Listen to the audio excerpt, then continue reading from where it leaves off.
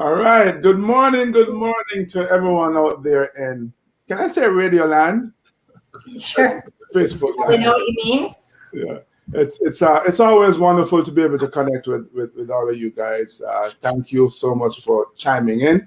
I'm so excited to spend time to get today with two of my dearest friends, Julian and Kent Winward, husband and wife teams. I feel like I'm outmanned here, man. So I'm gonna need your help to chat with these two guys. Hey guys, Kent, Julian, welcome. Thank you. Thanks for having me. Devon. Good to have it. Good to be here. It's good to see you. Always good to see you. Yeah, granted we're kind of doing this virtually these days, but it's better than nothing, right? That's true. Well, and it makes the commute's really nice. Yeah, that's true. That's true. And, well, certainly for me and you, Ken, we don't have to spend as much time doing our hair as Julian. I said the other way around. I'm not so sure. But guys, I'm excited to chat with you on a subject that I don't think a lot of people know about. And by the way, friends out there, feel free to ask questions. Feel free to chime in. Don't think it rude to butt into this conversation, because we want it to be truly a conversation. We want to share some ideas with you. I guess I should make some disclaimers up front. None of us are medical doctors. And, Julian in particular is just really going to talk about her personal experiences, right? We're not passing on any medical information or advice at all. Guys, let's jump into it. I guess the question I have right off the bat is, what in the world is a black box warning? So, Julian, you want to tackle that? Or do you want me to take that? You can take that.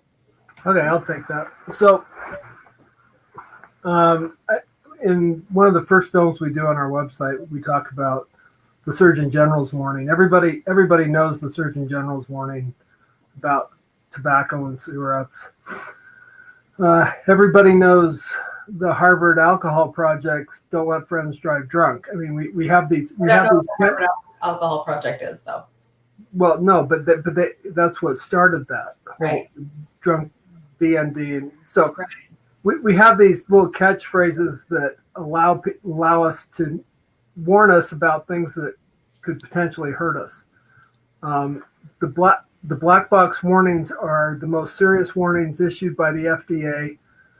They're called boxed warnings technically, to tell us about what possible serious side effects can come from medications. This can be death. It can be serious physical injury. All of those things. Permanent disability. Permanent disability. Yeah. So just like the negative things that can come from alcohol, tobacco, drunk driving, these are the serious things that come from our prescription medications. Currently, the numbers vary. About 600 medications on the market have black box warnings. Interestingly enough, just not a recent one, but about a 5-year-old study on the NIH I was reading, a lot of the doctors don't even know these boxed warnings for these drugs that they're prescribing. So awareness is a really key part of what we are doing with the Black Box Warning Initiative. That's to let people know that the medications that we take already have serious warnings. Now, these warnings can come when they come out of clinical trials. That's a portion of the warnings. Some of the other warnings come only after the drug has been out on the market. And it can be for as long as 4 years after the drug has been on the market. In fact, that's kind of a median range of when drugs start to get boxed warnings after they've already been out there being prescribed. So you prescribe the medications, the doctors prescribe them, 4 years later, you're going to get a warning about what that drug does to people from what happens once the drug's released into the wild. Yeah. So sorry, go ahead. No. So they're very serious warnings. You can Google most drugs, and the boxed warning, if they have one, most of them will show up on the FDA website. But what it shows up is the 7-8 page PDF of all the things that can go wrong with the drug. Yeah. It's really frightening when you start to delve into it, just how dangerous some of these drugs are. And just because your doctor gives you the little piece of paper doesn't mean that it's safe. So, because I was about to ask, where does the name black box come from, and how does one become aware of whether or not there's a black box warning connected to the drugs that you're taking? Do you want to take that, Yeah, Juliana? you need to, because the black is an interesting story. Go ahead, tell it. I'd like you to. Well, at least as I understand. I got to get to my coffee. That's all I'm doing right now. Just get to my coffee, get to my water. There's not a black box warning for caffeine. Wasn't it because wasn't it something about, you were talking to me about this, the drug for a heart medication? Oh, no. That's different? Actually, no, that wasn't it. But that's a different story. The black part came because they would on their publication, they would put the most serious warnings, not just all the side effects, but the most serious warnings with a black heavy outline around it. So that's where the black box came from. I mean, they call them boxed warnings because they put them in a box, but because of the heavy border. And black box sounds, it has a certain sinister connotation, but the black is just the bold around the warning. Mm-hmm. But the medications have them, and they're supposed to be with. I mean, Julianne has one medication that we buy, literally, that has a pamphlet inside the thing, but if you fold it out, it's huge. Mm-hmm. And that's all the warnings that go with the medication. So that's the thing, though. I mean, I don't read the fine print in anything, and I'm gonna guess that if most people are like me, they're not reading the fine print when they buy a VCR. Well, do they sell VCR? Oh man, I just you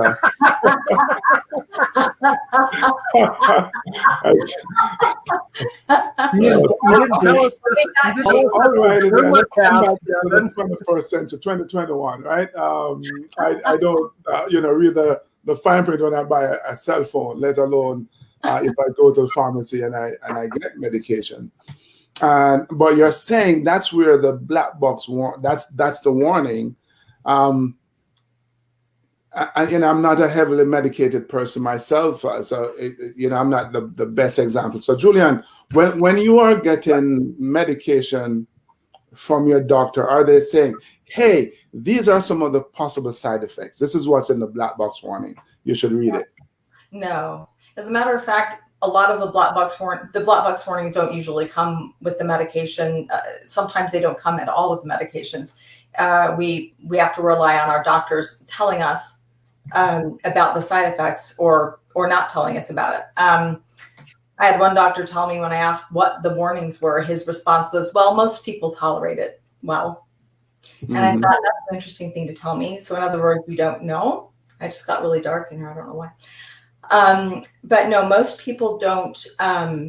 What you said was really kind of true. Most people don't want to read the fine print. Mm-hmm. Look at that! I can move closer. Most people don't want to read the fine print. Yeah, they don't want to read the fine print because there are certain things, especially living where we live, being as fortunate as we are. There are things that we really don't want to believe we have to worry about. We don't want to worry about the food we eat. We want to know that when we go to the grocery store, we're going to come home with food that's not going to poison us. Mm-hmm. When we go to the doctor's office, we hope that all of those insurance premiums and all the high cost of healthcare is going to assure us that our medical professionals know what they're doing. And so when they hand us a sample of something and say, this is something that could possibly help you. We want to believe that they would never give us something that could possibly make whatever it is we're dealing with worse. And that's kind of a given that we want to believe. That's what makes this work so challenging, because we really don't want to think about that fine print. It's a scary feeling to think that the systems that we really rely on and trust in might not have our best interests at heart all the time. That's probably the most difficult thing for me, because I grew up believing that I was taught that doctors were, well, they were kind of like clergy in our. Mm-hmm. I mean, I have a lot of family members who are in the healthcare field and medical fields, and we were really taught that what doctors say is, whatever they say goes, kind of a thing. So it was a really difficult thing to have the experience of having the treatment harm, and then when I turned to the same system to say, hey, I've been harmed, can you help me?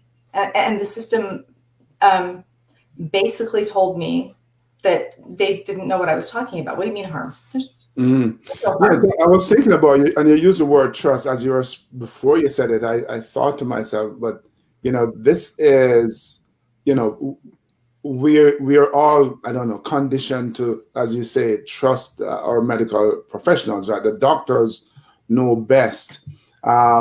But then they give you something, as you said, that is meant to help, meant to heal, and instead it harms.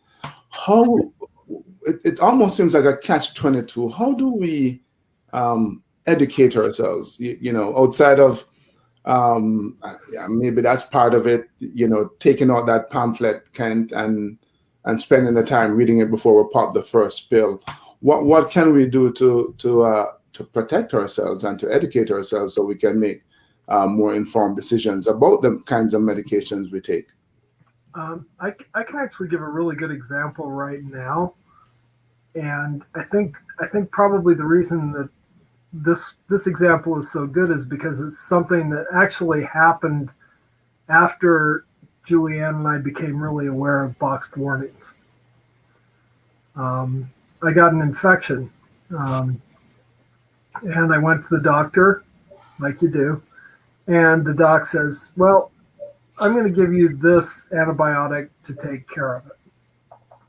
And she gave me the antibiotic, and I can never remember the name, but it was a fluoxetine. Fluoroquinolone, that's it. And so she gave me the antibiotic, and I didn't even think anything of it, really. I didn't even pay attention. I just took it. I just grabbed it, brought it, and Julianne asked me, did you check the boxed warnings? What? It's an antibiotic, for hell's sakes. What kind of boxed warning could I have? And when you get on it, I mean, at the time I was doing a lot of heavy lifting, and weightlifting, and training, and before COVID shut down all the gyms, and I read the boxed warnings, and it puts you at severe risk of tendon rupture. Mm. And not just tendon rupture. There's other kind of ruptures that can happen in your blood vessels that can cause instant death, stroke, embolisms. I mean, the risks are so, as a matter of fact, this medication he was on, it was because his infection was rather serious. So they were really kind of worried about it. They didn't put him on something that was less serious, but they're handing out this particular medication for things like a sinus infection or UTI, something that another kind of antibiotic would easily solve. This particular antibiotic is used to treat things like, the plague. It's used to treat really serious infections. So for him, it was probably the right call because he did have a very, very, very bad infection. It had spread to other areas of his body.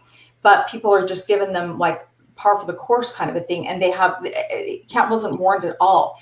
And the thing is that if he had gone and worked out, I mean, tendon rupture, that would have been the least of the dangers.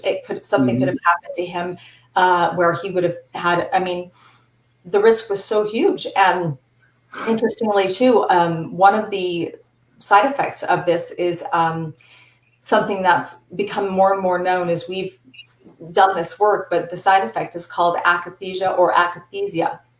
And akathisia is another one of the side effects from this medication. It's an antibiotic, and many people experience akathisia on these kinds of medications.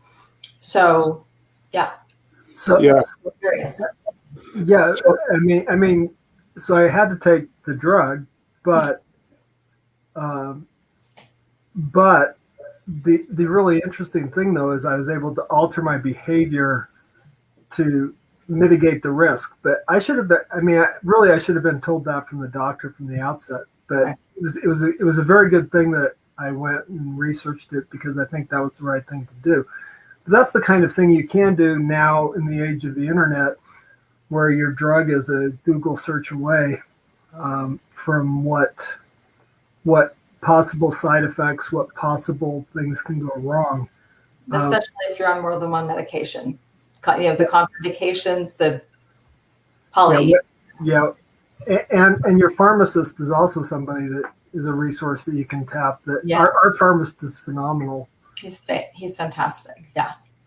Yeah. So that I mean, as I said, it's the catch-22, and I guess what it is as individuals, we have a responsibility to educate ourselves, and then, like you did, modify your behavior. In this case, you took the drug, you made sure you didn't work out in the way that you would normally work out. So that makes sense. Julian, you mentioned akathisia, something I was going to bring up. Tell us, please, because this is, again, I think for many people, such a foreign word or concept. What is akathisia? Akathisia is basically a drug side effect. It can happen while you are taking a drug. It happens oftentimes while withdrawing from a drug and or changing a medication. The drug companies characterize or define akathisia as restlessness or an inability to hold still. A lot of people have tried a lot of flowery language, which I did. I wrote an article for Mad in America where I talked about the flowery language used. Sometimes there are things that are so indescribable, a single word can't really capture it. That's probably why we call things that are beautiful poetry in motion, because we see a dancer and it's poetry in motion. There's no words for the beauty of it, but there's also things that are so horrible that it's impossible to capture it. Akathisia, the feeling of akathisia is one of those feelings. The part of akathisia that's so incredibly difficult is the subjectivity of it.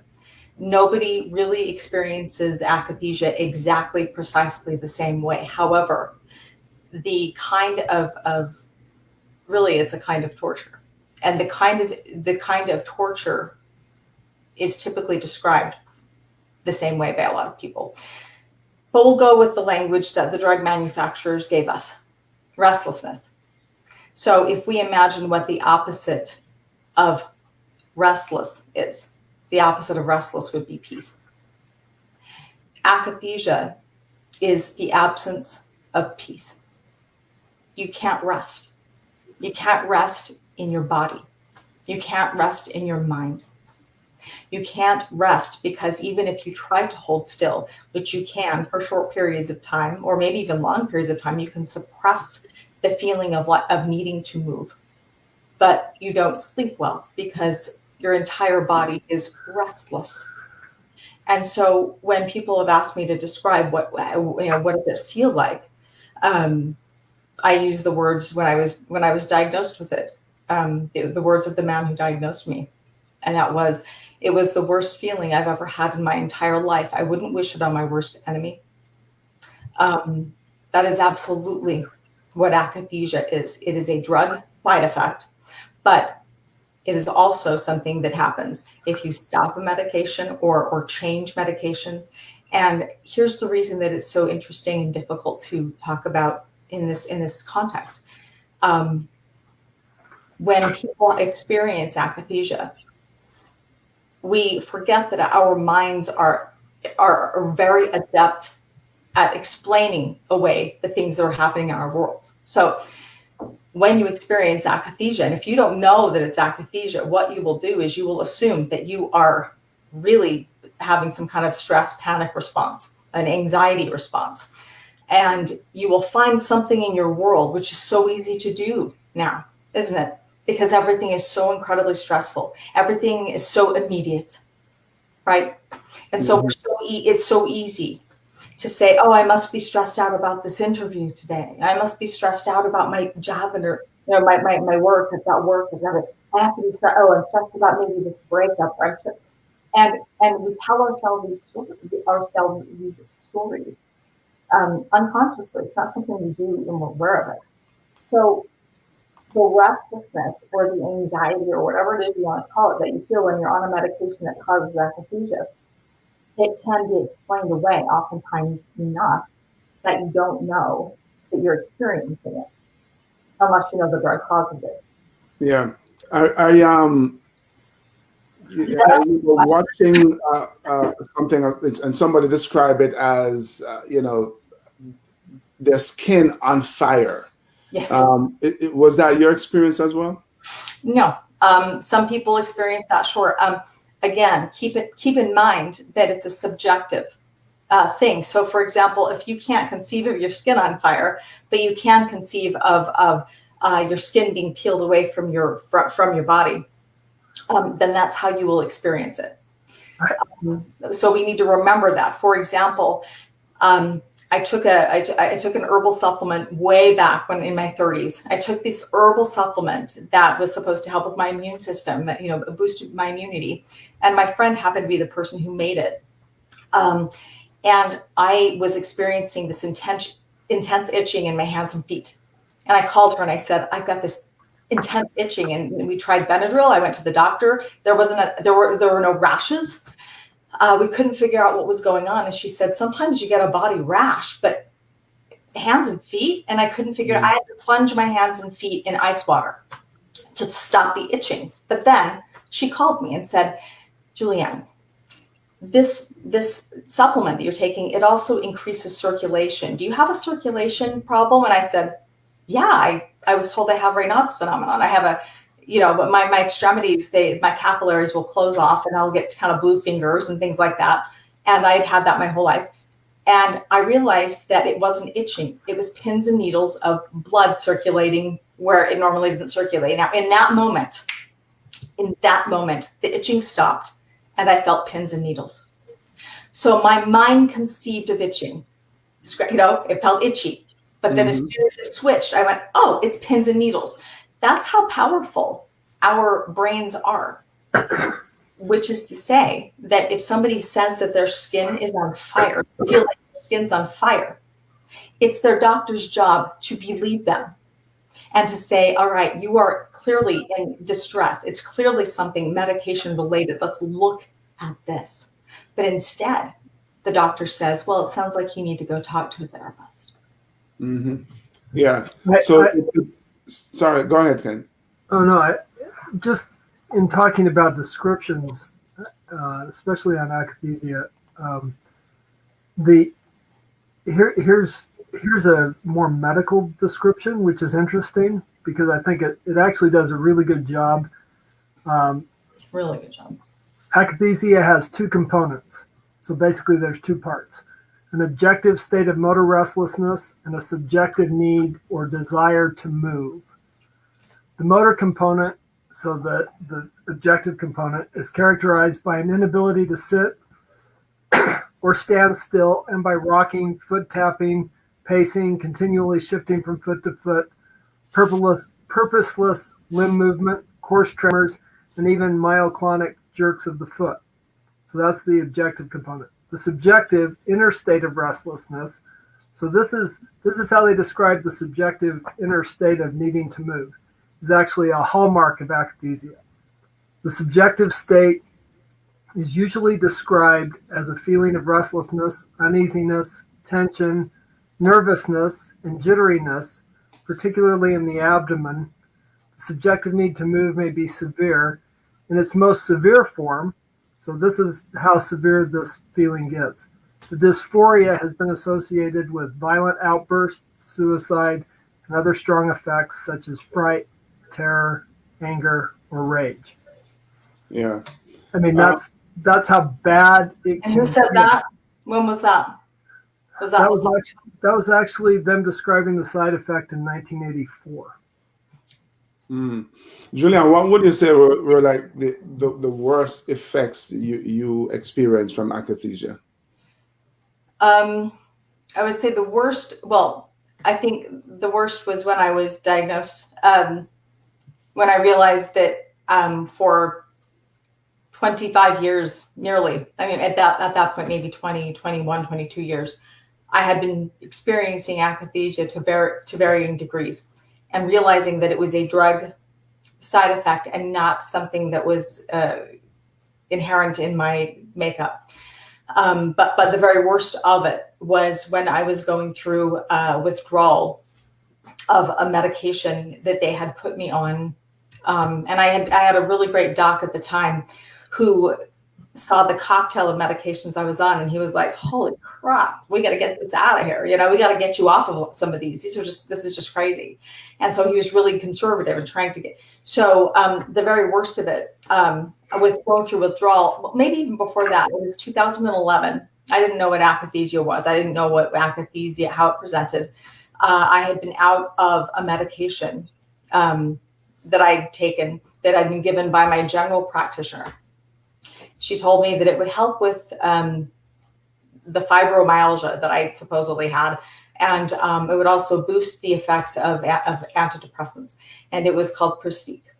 I had been out of Pristique for about 3 days. I really didn't notice, and I thought, oh well, I better order that.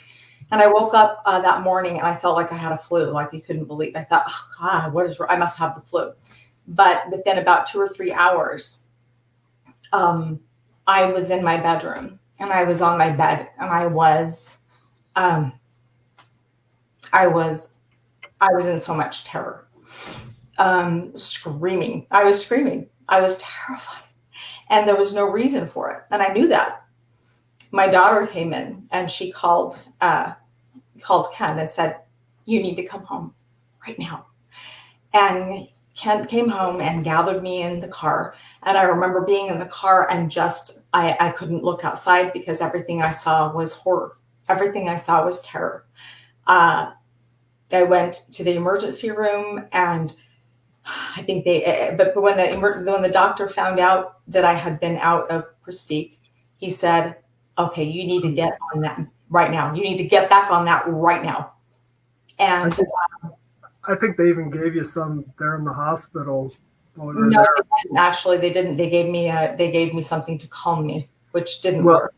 Well, I think that, but yeah, the doctor was right on it. He was like, "Oh yeah, this is absolutely drug withdrawal." He knew there was. But we didn't even know it was akathisia, though. We were just told it was drug withdrawal. So you're saying that with akathisia, you're experiencing these symptoms that can, I guess, present itself as a mental issue. Yes, it can. But the difference is that if it was a migraine medication or an anti-nausea medication, or like with Kent, an antibiotic, you call your doctor and say, "Okay, I am suddenly." I know of a guy who had started taking Chantix to stop smoking, and it was like his day 2 of it, and he was slicing tomatoes with his wife. His kids were in the next room, and he looked at the knife, and he all of a sudden just had this unbelievable urge to stab himself in the neck with the knife. And he dropped the knife and said, "Oh my, call the doctor, And he called the doctor and said, I have never had something like that happen." The doctor said, "Okay, we need to discontinue. You need to stop it right now. Stop that medication right now." So there was no question that what was going on, it was Chantix. There was no question. But when you have somebody who has who's been labeled mentally ill, what happens is they will assume it's the diagnosis first rather than the medication. And so it will get incorporated into it. Oh, you're feeling this incredible, intense anxiety. Well, it's certainly very scary to be depressed, isn't it? It's so scary. So here's an anti-anxiety to help you with that pesky anxiety.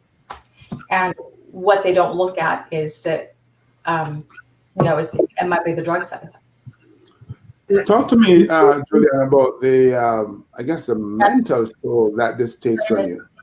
Well, no, I was going to quickly throw in just an interesting side note because this also shows you a little bit about how, and this is, we have kind of three elements of the black box warning that we're trying to do. One is awareness, and obviously that's what we've been talking about.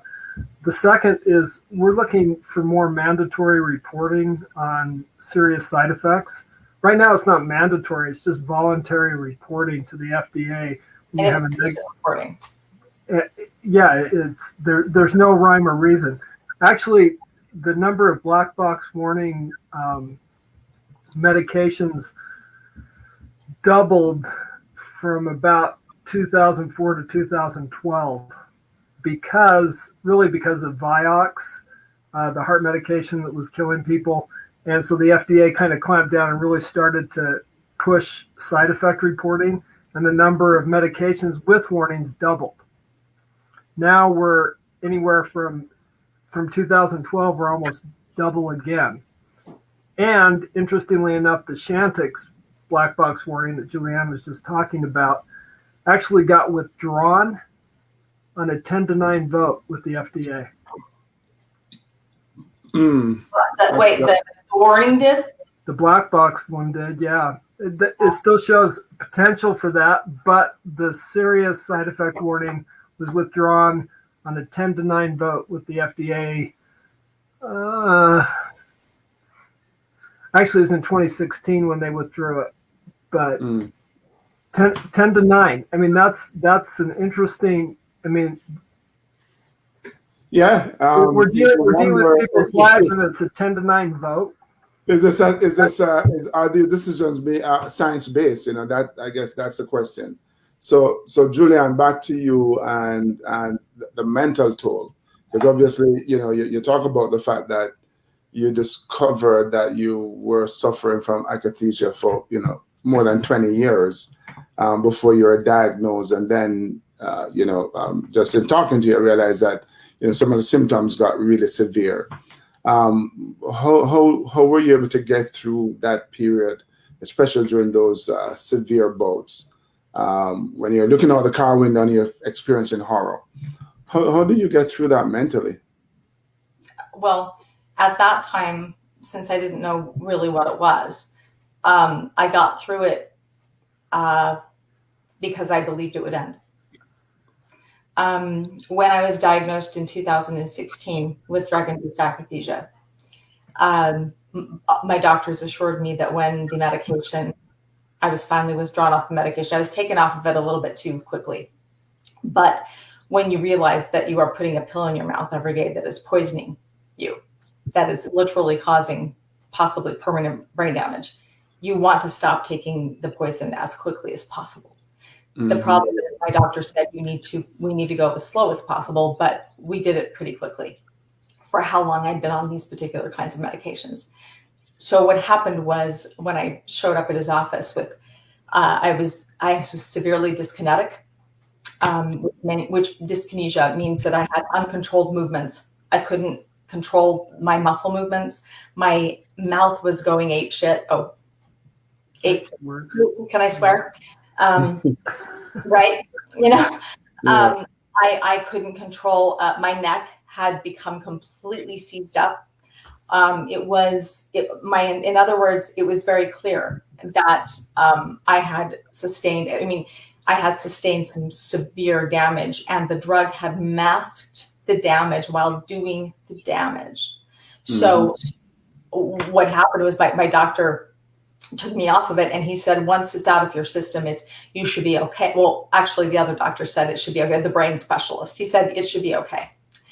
But my doctor, the psychiatrist, I was seeing a psychiatrist, he said, these withdrawal symptoms, they might be for the rest of your life. You might they might never, ever go away, but they will subside in terms of severity, and you might have longer periods of time.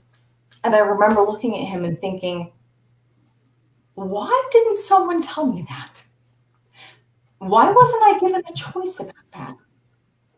Because if I was given a choice between that possibility and dealing with whatever it is I was dealing with, maybe on my own, I think I might have taken a little more time.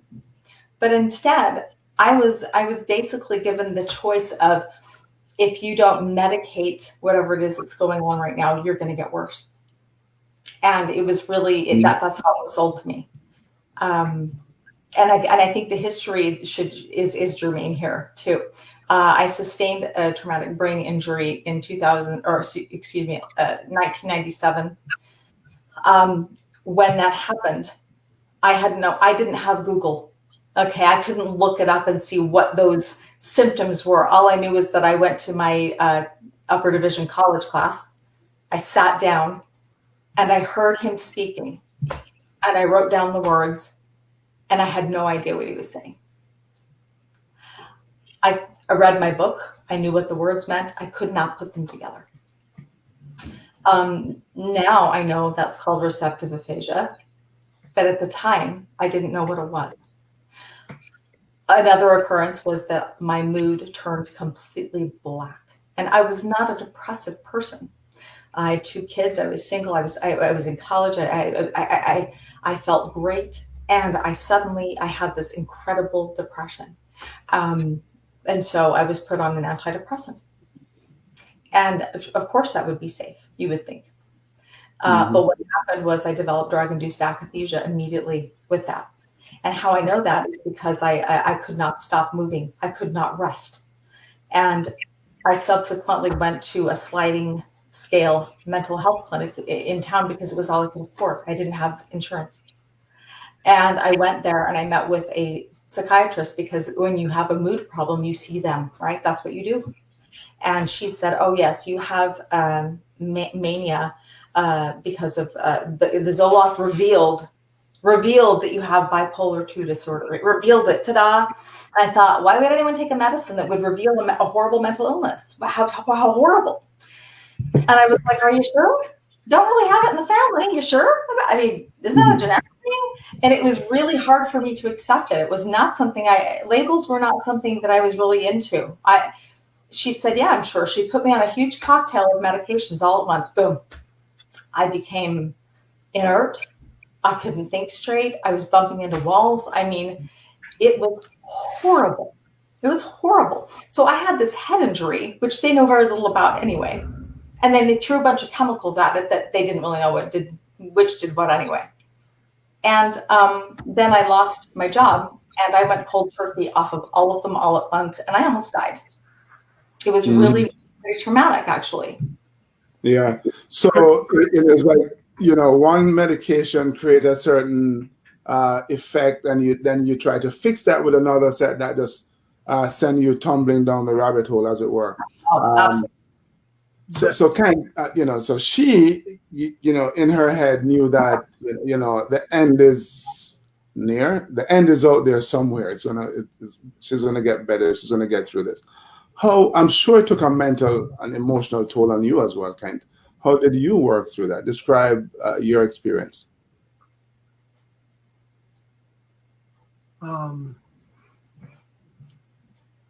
It was horrible. I mean, there's no other word for it. It's an absolutely horrible experience. And I think one of the things that's really horrible about it, and probably what we're trying to do, is you have faith in the system that they're trying to help you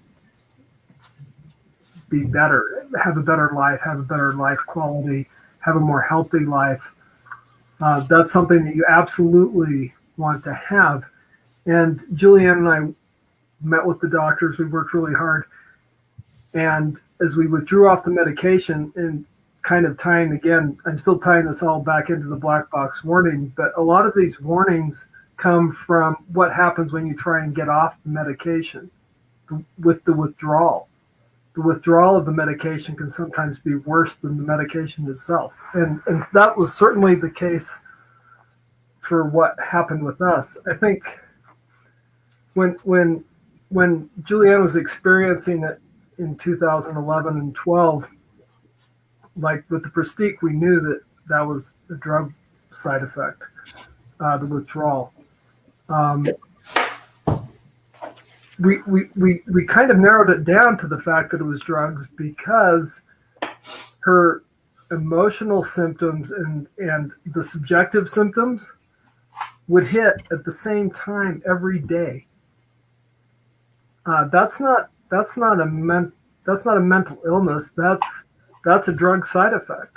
Mm-hmm. Withdrawal. Well, no, just before we did the withdrawal. Oh, yeah. Well, the drug was like ebbing out of my system, right? Same time every day.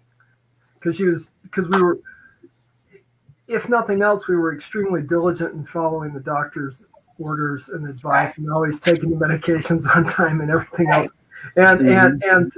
And actually, weirdly enough, though, that's actually a positive point because we were able to narrow it down to the medications because that's what we did.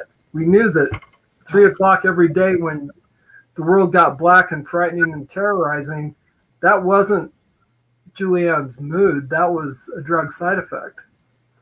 I think one of the hardest things for any spouse in this situation would be knowing, hey, this is a drug side effect, and maybe awareness is good for that point as well, because if you know that you're dealing with the drug side effect, that's way different than dealing with somebody that is not connecting emotionally, or that you're not having a good experience with emotionally or interact in your relationship. If it's a drug side effect, it's a lot easier to deal with mentally. I mean, in supporting and being a good spouse.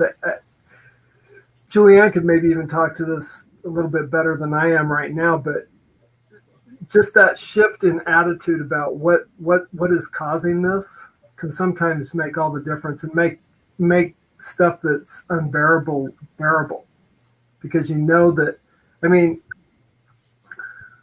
I think part of the problem is that we don't have any kind of social ability in our society to deal with certain types of medical problems. We're really good if she broke both her legs and I was having to do all that work, everybody gets that. But right. It was exactly the same thing, and I knew it, but part of the problem is the rest of the world didn't even understand it. Including a lot of the medical professionals we saw. And I think that was probably still went to the medical professionals because if they broke it, they can fix it, right? That's what you want to believe. Is it because of just a lack of awareness, you think? Because surely they're there to do good, to help you to heal. But the drugs that they're prescribing is, to use your word, causing harm. Well, just a lack of awareness on their part, in your opinion? You know, if I could have scripted this, which we didn't, that was like your Little League front yard. You just lobbed that for me right there. So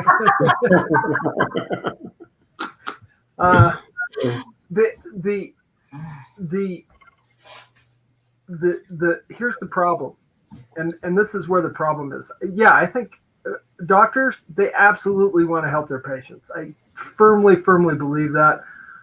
We wouldn't be here if it weren't for some of the fantastic medical professionals that we've had help us. I mean, we still rely on them every day. So this isn't an anti-medication thing. Right. I was thinking about last night. We're really more about Goldilocks. You know, we don't want too much. We don't want too little. We want kind of just right on our medication. But here's the thing: our medical system, and this is where my expertise is I'm a consumer bankruptcy attorney. I see a lot of a lot of financial hardship from medicine. And the way our medical system is structured in the United States, that's what happens. You have to understand that capitalism is great, not knocking it, but the incentives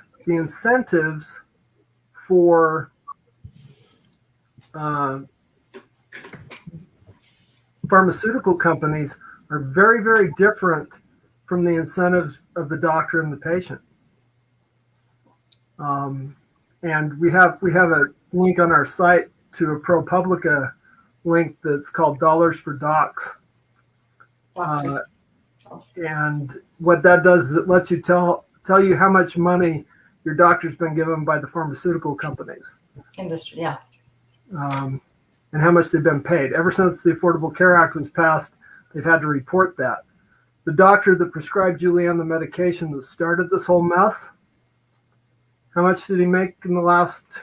Well, from 2013 to 2018, I saw him in 2004, roughly throwing in some of the amounts from 2009 and 2010. We'll give some grace there. Over $1 million, $1.7 million from pharmaceutical companies. Speaking and consulting, $40,000. What kind of speaker is that? That must be a very special speaker. So when I went in there, he sold me the medication. He sold it to me in such a way that, because what had happened is I had a neurological event. I had a seizure, but I did not know that at the time. All I knew was that I had terrified my children because I couldn't talk and I couldn't move for a moment. And they were little kids and they were like, "Mom, why aren't you talking to us, Mom?" And it was terrifying for them. And it was terrifying for me. I'm going, talk to them. What are you doing? What are you doing? And it was extremely terrifying. And so I immediately called, interestingly, my therapist. And the reason for that is because when you were given a mental health label, you kind of see the world through that lens. Everything kind of boils down to that. That's what I thought. And I thought, what was that? Was that some kind of a... And so she referred me to this psychiatrist. And he told me that absolutely doing something like that was absolutely part of having bipolar 2 disorder. And so he put me on this medication. And then he told me, if you don't start medicating this, you're going to get worse. You're going to get worse. You're going to be non-functional for your kids. You're going to be... And I was absolutely struck by this idea that if I'm a good mom, I need to capitulate, because I had not taken medicines after that one giant armload of pills that I'd been given back in the 90s. I had stopped medications. I tried to do this naturally, tried to, not take any kind of pharmaceutical, stuff. So he sold me on the fact that if I didn't do it, I was not being a good parent. It was pretty insidious. So I did it. I did it. And he handed me, I walked out of there with 5 or 6 scripts. And I thought, okay, finally, I'm being a good girl. Finally, I'm doing what Mom and Dad said, and I'm being a good person, and I'm trusting the doctors. I'm going to do this, So it was a real. And when I reported the drug-induced akathisia again, I didn't know that that's what I had. I just called him the next day, and I said, I cannot stop moving. I feel like my bones are trying to escape my body. His response was, "Oh yeah, you're in a mania. We'll lower the dose." Yeah. It was pretty, how many people do you think, across the country is experiencing or suffering from akathisia? I missed that because of the bullying ring. Sorry. Mm-hmm. That was me. No, we all know. How many people do you think have akathisia? Yeah. Oh, that's impossible to know, because I have people who are on medications that cause it who tell me that their anxiety, ... Mm-hmm. Is it anxiety? Is it akathisia? Or have we incorporated akathisia into our daily milieu so much so that people have learned to live with it? I'll tell you one thing. When you are able to move a lot, stay really blurry-legged busy, you can explain away the buzz of akathisia as oh, I'm just so super productive. You really can. It sometimes can feel like you've just had one too many espressos all the time. It gets exhausting after a while. And when you hit a wall, or maybe your life gets has a change, and all of a sudden, wait a minute, I'm not stressed about that anymore because I have this. Why am I still terrified about something? Then your brain starts to go, let's find things to be terrified about. Wait, this isn't making sense. And really, it wasn't something that made sense to me. When I went into I was seeing a brain specialist. He specialized in brain issues. He was doing neurological testing on me. And he said, I want to talk about this anxiety thing that you say you feel every day where you crash. And he tried to figure it out, like, well, what happened at 4 o'clock every day at home? Or what? He was trying to find trauma. And I said, I can't think of anything. I don't know. And then he said, wait a minute. Now I want to ask you something. And then he asked me about the medications. And then he said, okay, so here's the thing. I've been treating you for some time now. Have you ever had a head injury? Because I have never seen bipolar in you. I know bipolar. Have you ever had a head injury? And I was like, yeah, I mean, forever ago though. It's why? Mm-hmm. And that's when he said, okay, look, I got to tell you about my experience with akathisia. And I was like, what do you mean? Because, in the morning my leg taps. Is that what you mean? He said, no, this is something altogether different. And he told me about how he went to the emergency room to get treated for a migraine. And he said, I had developed drug-induced akathisia from intravenous migraine medication. He said, I was on a city bus. I made them stop in the middle of the highway in San Francisco, and I got off of it. He said, I could not. He said, it was literally, I had it for 2 days. It was literally the worst feeling I had in my entire life. And that's how he talked too. My life. He said, I wish about my worst enemy. And when those words came out of his mouth, I just went, oh.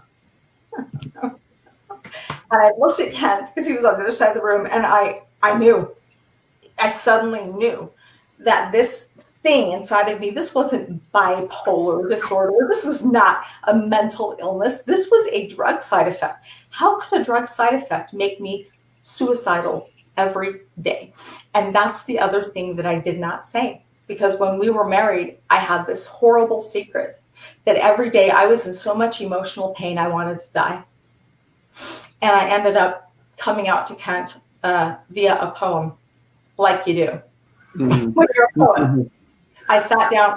He sat down. He came home from work. I'm holding this piece of paper. It's just shaking. I'm thinking he's going to divorce me. And I said, I need to tell you something. And I read this poem. Yeah. And it was awful. Because I felt, how could you feel this way? You are in love. You have children. You love your life. You love what you do. You love being a poet. You love being a writer. You love being an artist. I had everything to live for. Why was I in so much emotional pain? There comes a time when you begin to feel you're being punished because you think something is wrong. Something is so wrong. Yeah. And then I got angry. Yeah. No, it is a tough journey. Kent, so I go back to you. So she comes out to you. She expresses her pain, and I'm sure that must have been a confusing time for you as well, because she's saying, "Hey, I'm in love. I'm married. I have kids. Life is great." And then she's reading, giving you this poem. What's going through your mind? It's interesting because probably what was going through my mind then and what goes through my mind now are two different things. I think maybe at the time I was thinking, okay, well, weirdly, I probably thought at the time, okay, we'll get the medical fix for this. We'll figure it out medically. I had no idea at the time that the problem was the drugs themselves. I wish I had known. It wasn't something that even crossed my mind. So knowing that these drug side effects happen, knowing what they could be, knowing, I mean, anybody taking a medication should at least look at the side effects to see if maybe some of the stuff they're experiencing isn't a medication side effect. It should happen. I guess we both learned a little bit by hard knocks as we came off the medication, just how horrific and bad the medications were. The withdrawal itself became evidence of that. Yeah. Probably the best and most clear evidence I have of how bad these drugs are or were for Julianne is what happened when we withdrew. And it was very, very clear that it becomes very, very clear during the withdrawal that it is the drugs, not the person. Right. And it should be clear. But the thing is that, I mean, I came off of the medications in 2016.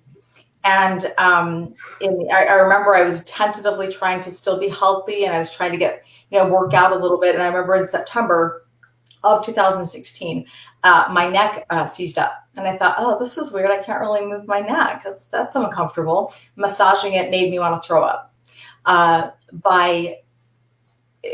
I finished the drug 7 months later, 5 months later, it was in February, I began to move. I woke up one morning and I went to go to the bathroom, and my gait, it was like my leg was not a part of me. And I was walking strange. And I thought, what's this? As I started to talk, I found that I couldn't find words. I was slurring. I couldn't say certain things. This happened, overnight, almost overnight. It happened over like a 2-week period. Kent, and then Kent came home from work, and I was downstairs, and I had been walking all day. I couldn't stop moving. It was almost painful to stop. I'd been walking it was 6 hours straight. I was so tired. I was crawling. And even when I got up to my bed, I couldn't stop writhing. We went in to see my doctor, and he said, both him and the brain specialist, the neuropsychologist, they both said, get to the ER right now. Get to the ER right now. Oh my God, we've never seen anything like this. You need to get to the ER. They'll admit you into the neurology unit that doesn't exist, and they will take care of you. And oh, that was so comforting. I thought, oh my God, finally they're going to do this workup. They're going to find out what's wrong. They're going to help me.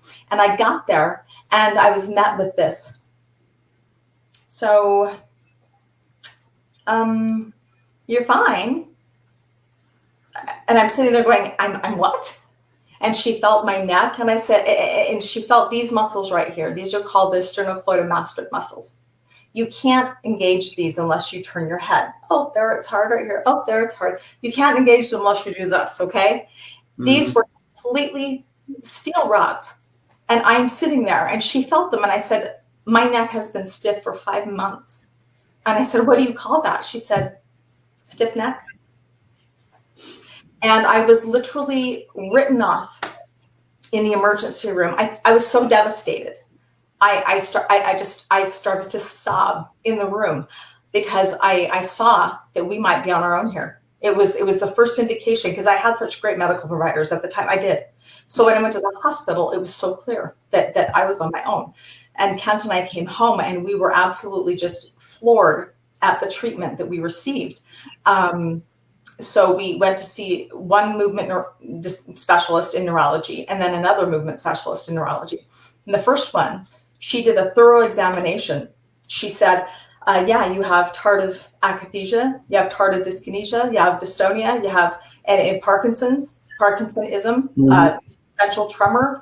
And those are all very, very horrible. We're very sorry. There's no real reason, there's no real way to treat any of that. I do have a medication that might make help, but it also makes it you will become extremely suicidal or depressed. So I need to talk to your psychiatrist before I'd even give you that. And I'm like, excuse me? Talk to me. I have no more room for more, lady. Don't you tell me. I was so angry, and I was so upset. I was bawling. I left the office, and in my medical notes, she writes, clearly she has mental problems. This woman, she's very emotional. She's very, and I remember thinking, I wonder how you would react. Tell me, what is a non-pathological response to losing your ability to speak and walk in 2 weeks? Explain to me what that looks like, doctor. I would love to know. Yeah. And the thing is I was there, and I saw the whole thing with the neurologist. I was also there for the complete and total decline and collapse just from stopping the medication. So we knew. And I think, I mean, not to bring it all back around again, but really that's why we have black box warning. Mm-hmm. Because if we literally did not know, and we should have. We should have been told. And the thing is too, that when my neck stiffened up, I gotta say, this is really interesting. We read the black box warnings of the meds I was on at that time too. We started reading. Oh, we started then. And I was like, oh my God. But the interesting thing is they have suicidal, may make you suicidal. And then there's nothing about what that looks like. What does that mean, suicidal? But then they have akathisia, in parentheses, motor restlessness. They make it very clear that akathisia has nothing to do with suicidality, but the akathisia I experienced that absolutely was the main reason I wanted to die. I wanted to die to escape the feeling, because the feeling was so intensely torturous that I didn't want to live with it one more second. If I thought that it was never going to go away, I would not survive. I would not survive it. So I read through it, and there was nothing about stiff neck, but I didn't care, because at this point I'm like, you know what? I absolutely know that my neck was not this way before I withdrew off medicines. Right. So I wrote publicly about it. Within about a month, we looked online at the black box warning, and they had included stiff neck muscles. They changed it. Well, and they added it. They added it. That's what happens. So they're paying attention, not for the sake of the patient. Mm-hmm. So, guys, as we wind down here, what are the resources that are out there? Are there any support groups for people who are suffering through akinesia and all the other things that you spoke about, Julianne? There are some support groups. There's one particular place that is a good resource if people are interested in coming off of medications, which we don't advocate without consulting somebody you trust, your medical provider, who hopefully will you can trust. But it's called the Withdrawal Project, and it's the Inner Compass Withdrawal Project. And there you can find a lot of resources about how to safely, with a medical health provider, withdraw off of medications if you feel like medications that you are on are causing your symptoms. When it comes to support groups, it was extremely helpful for me at first to find that there were other people like me, because I was called by my doctors like the Lucy of akathisia. Like, no one has ever experienced it like you.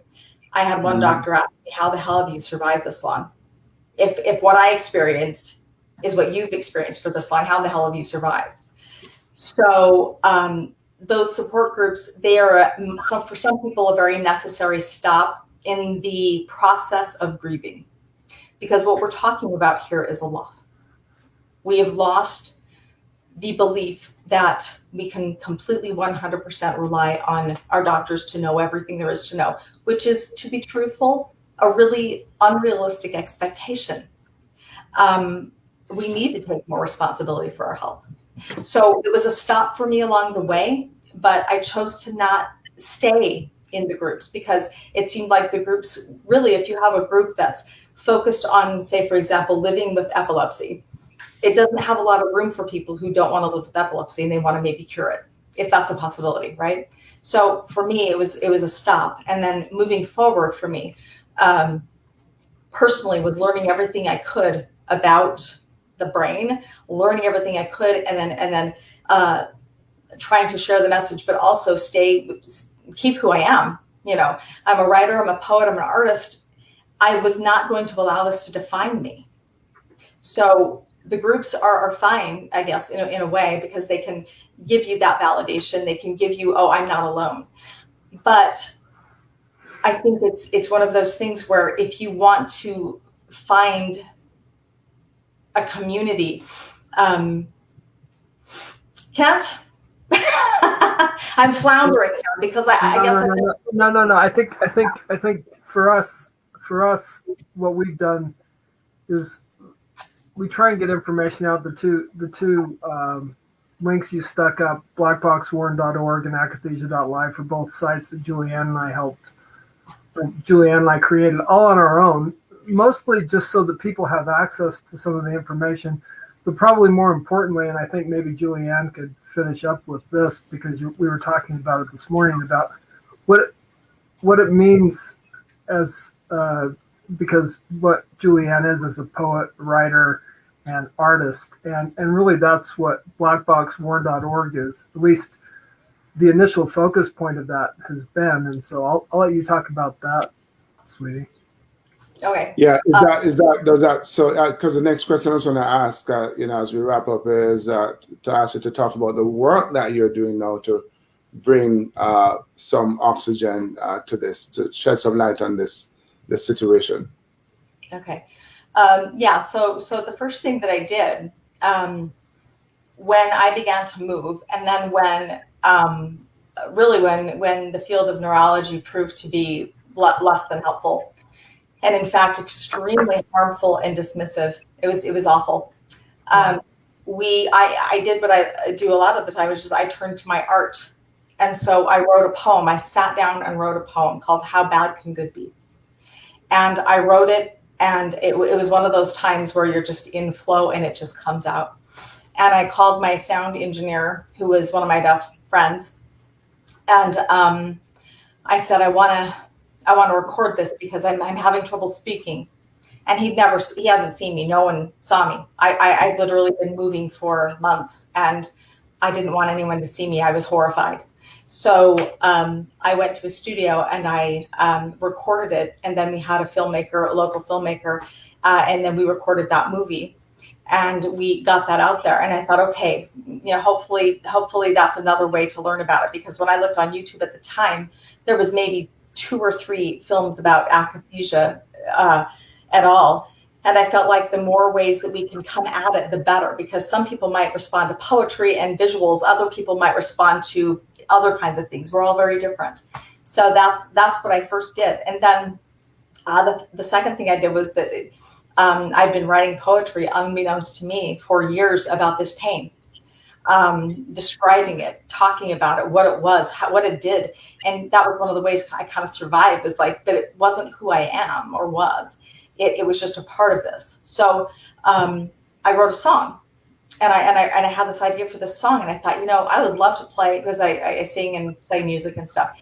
And so what we did was we decided to start filming for a music video for this song that kind of spoke of akathisia, really, basically about the pills, akathisia side effects. And what came from that was my producer, who was just a really, really promising filmmaker, local here. He gave us a rough cut of the first day of filming. And the rough cut essentially it turned into the first film called You Have Just Been Black Box Warned. And he filmed that. We filmed that with these people. A lot of people, most of the people actually, are people who've literally really been harmed by treatments and by medications in one way or another, directly or indirectly. And we did this film, and it was so powerful, just in its rough form, that I looked at Kent and I said, we need to make more. And so we developed this artistic sort of awareness program where it's basically 4 films that are like this. The first one is called You've Just Been Black Box Warned. It's out on YouTube, on our channel. It's on the website, blackboxwarren.org. The second film was just released. It's called It's Not Just About the Children, because shockingly, physicians are medicating grief. They are medicating loss. They are medicating normal human experiences. And so we show what happens to a family in real life and in real time when something of a tragedy like this happens. The third film is we're going to be filming that. The fourth film is almost finished. So the 4 films, but then there are 2 music and music videos and songs, a couple of songs that I wrote. But that's how it all kind of started, was that. So there's going to be film, there's going to be music, there's going to be the poetry book coming out, but I'm still refining that idea. And then there's obviously the site and the articles that I write.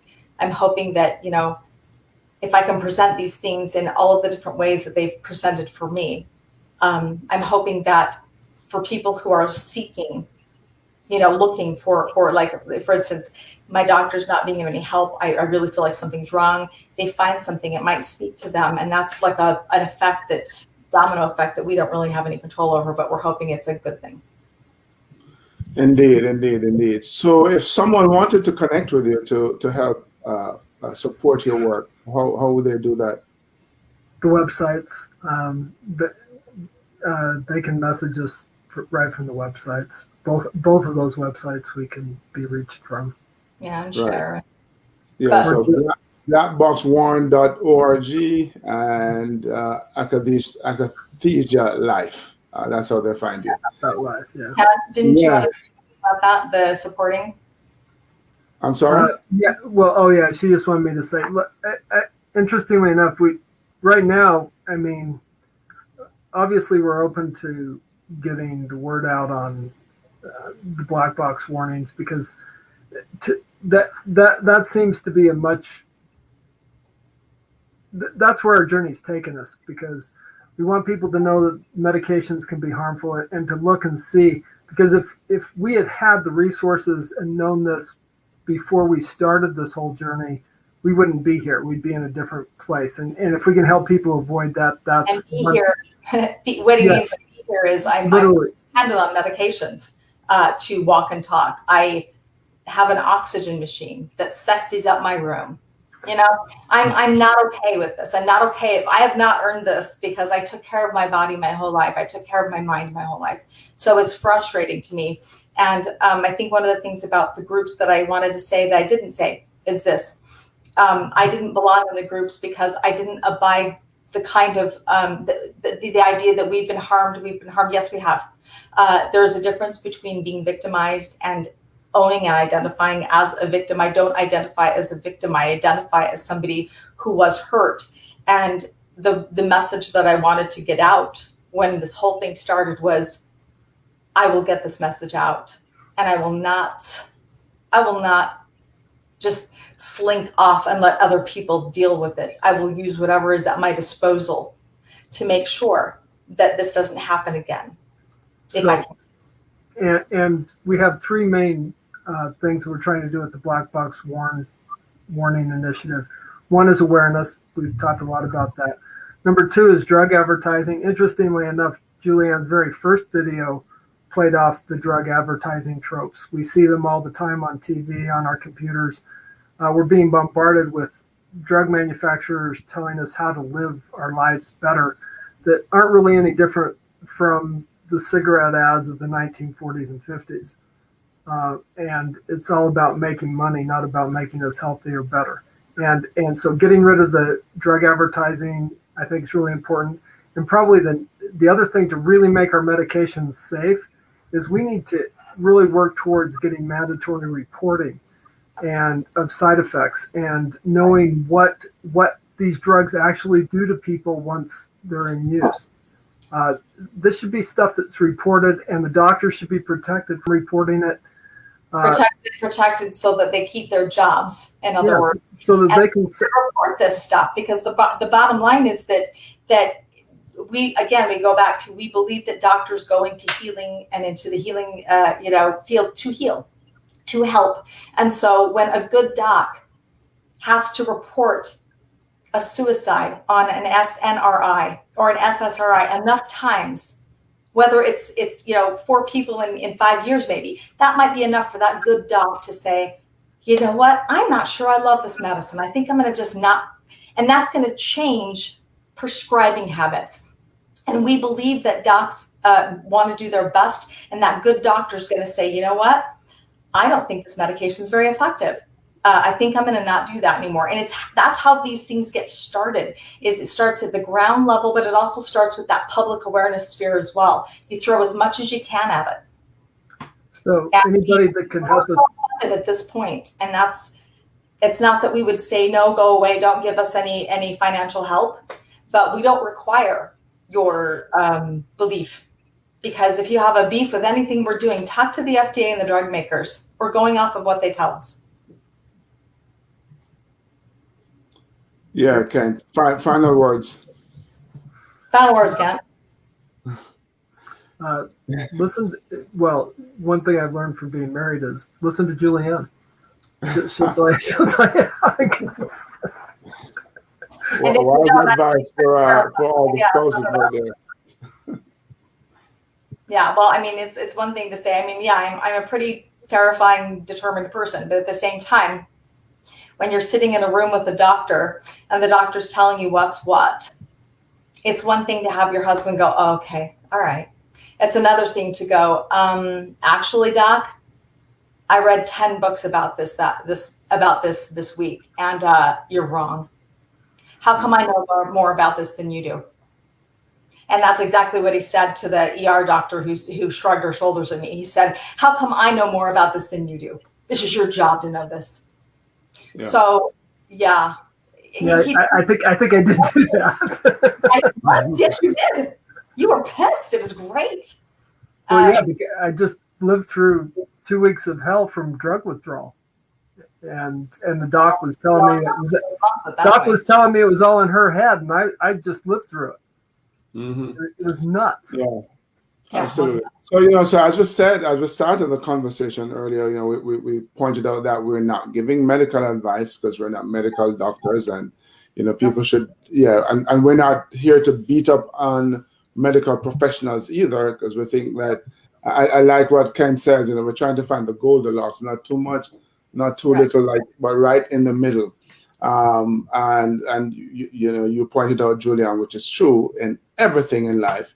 We absolutely have to take responsibility for our actions. We have to take responsibility for our health, our mental health, our physical health. We have to take responsibility for the medication that we choose to put in our bodies. And that might mean, yes, reading that black box warning. Reading the fine print. It's not one little box, it's a pamphlet. But it could save each of us, a world of hurt and harm. Oh, absolutely. I cannot even tell you. Trust me, you don't want to trade one for the other. You don't want to do it. Absolutely. So guys, thank you so much for spending some time with us, shedding some light on this really important subject. Most people don't know when they hear the term black box, they think of that thing in the plane. But no, we're talking about the medication, that thing that you're putting inside of you, and akathisia that most people don't know about as well. So, hey, thank you for tuning in. Please comment, please like, please share this really important information with your friends and contacts, because I think you could save a life and at best save a world of hurt. So thank you for joining us. You know what to do until we connect next time. Yeah, man. Keep on pushing, baby. Yeah, that's right. Thanks. Thank you. Thank you, guys. Thank you so much. Have a good weekend. You have a great Easter weekend.